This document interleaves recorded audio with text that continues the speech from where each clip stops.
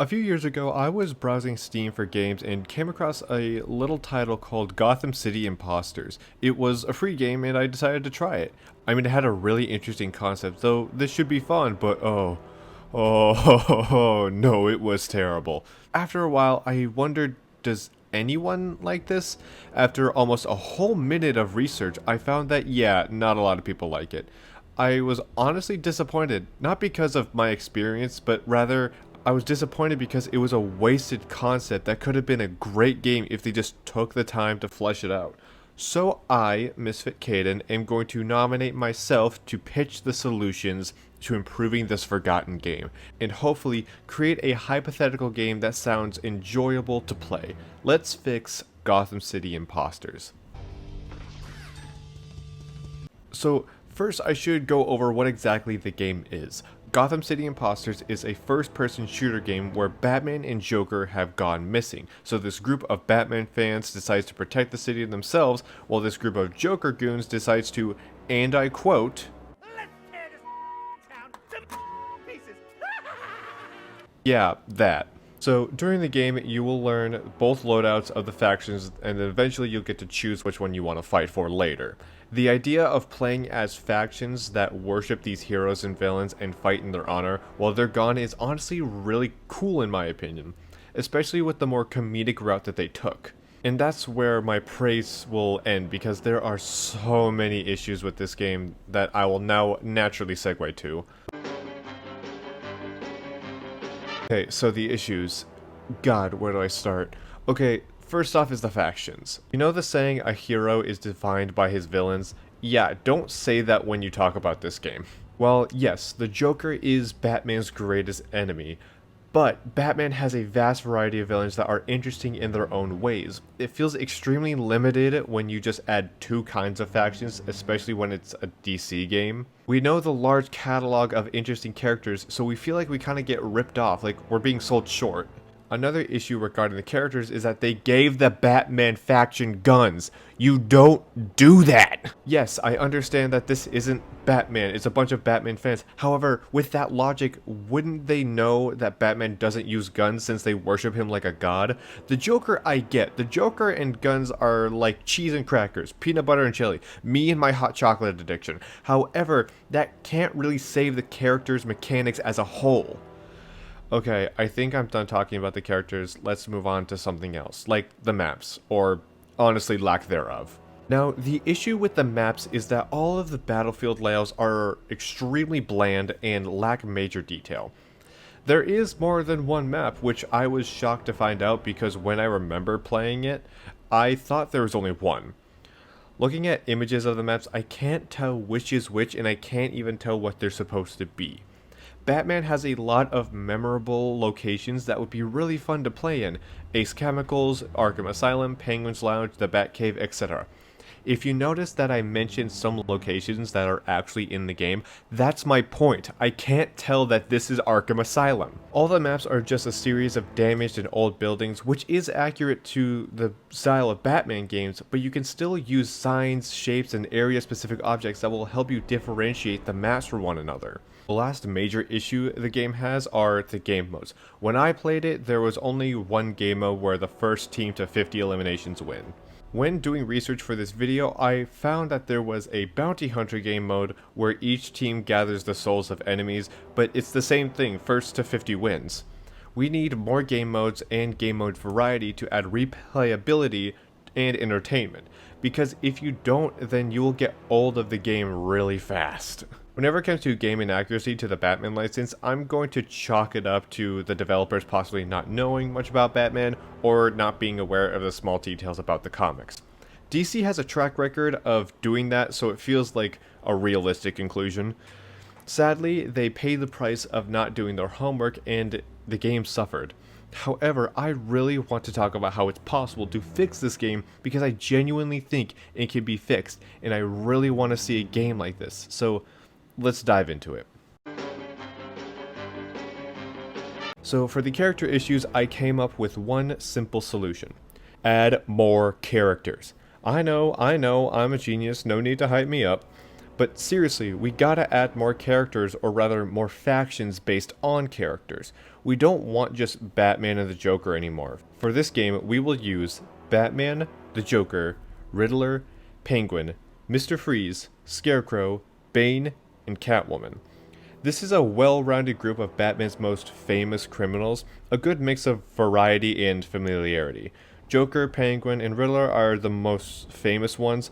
Bane, Scarecrow, and Mr. Freeze are a little lower, and then Catwoman is Batman's love interest slash enemy too. Now that we fixed the character issue, let's move on to the weapon problem. So the first step we're going to take to fix the weapon issue is to get rid of the Batman faction's guns. Instead, give them more Batman themed gadgets. The primary is just a basic batarang launcher, but the additional secondaries and gadgets are things like different kinds of grappling hooks, grenade launchers, traps, and other miscellaneous doodads. After that, we are going to give the other villain factions the same treatment. We are going to give them weapons that are themed after their aesthetic. These are weapons that feel on brand for the characters. It also adds the ability of choice when it comes to who the player wants to main and what combination of weapons and gadgets they want to have during their gameplay. So these are some of the weapons that players will have access to for each of the factions. Most likely they'll start out with a small loadout, and then over time players will be able to unlock additional weapons and gadgets. Now that we have the weapons, we gotta have a place to use them, so now we need to make the maps. So since the main problem when it came to the maps was the area variety, we are going to create map contests that are impossible to accidentally mix up. I have created 8 maps for this game. First, we have the iconic Arkham Asylum, a large labyrinth of cells and cages where not only anyone can hide, but anyone can corner others. Then we have Ace Chemicals, a large factory full of chemical hazards with very minimal safety procedures. Next, we have the Wayne Manor, a large mansion filled with a large variety of rooms that can make it feel like a maze almost.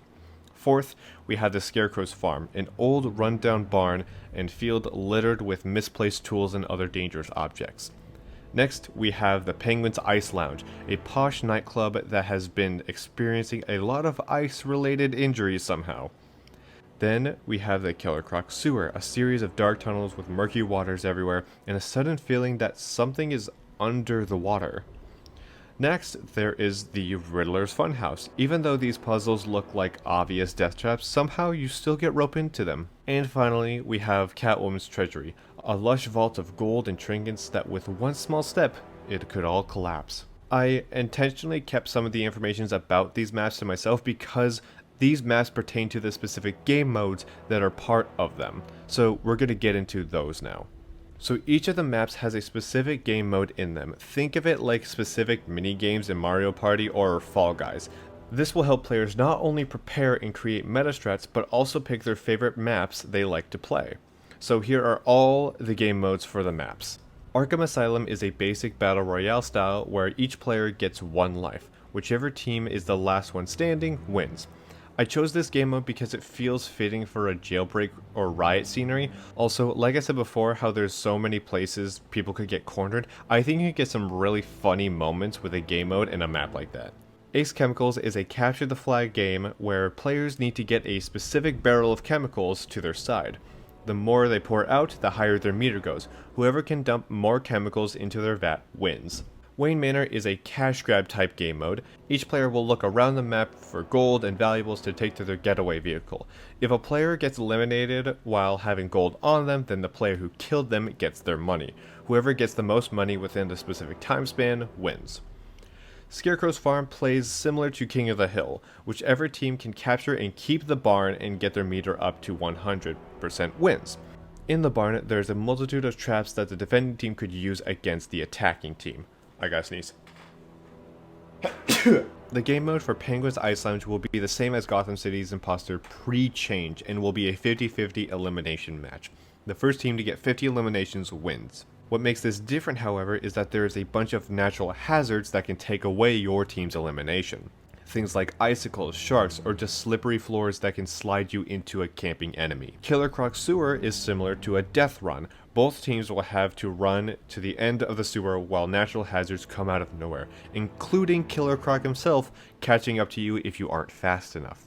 By the end of the race, the team with the most players alive wins. The Riddler's Funhouse is a classic escape room game mode. Each player has a certain amount of tasks to do to get enough doors open to escape. Think of Among Us but without the imposter. When one of the teams escape, the losing team will get caught by the police.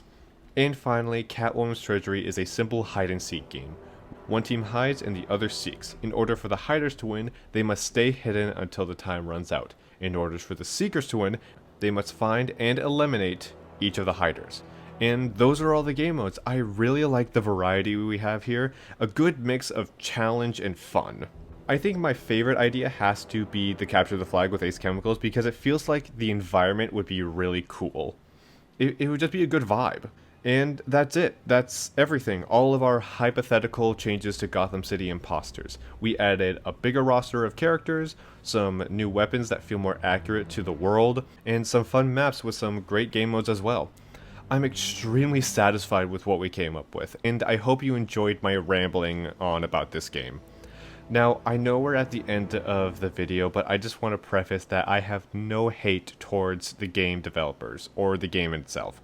I love Batman and the DC universe. I want to see it become the best that it can be, and sometimes you just need a little push. But that's going to be it for this episode. I hope you enjoyed it. Also, I hope you like the new renovations I made to my model. I'm way more proud of the movements and variety, to be honest. So I hope you like him, because you will see this guy a lot. Thank you so much for watching, I really appreciate it. If you want to follow any of my socials, they're down below, and if you subscribe right now, I will swallow a whole plastic water bottle full of sand. Okay, bye!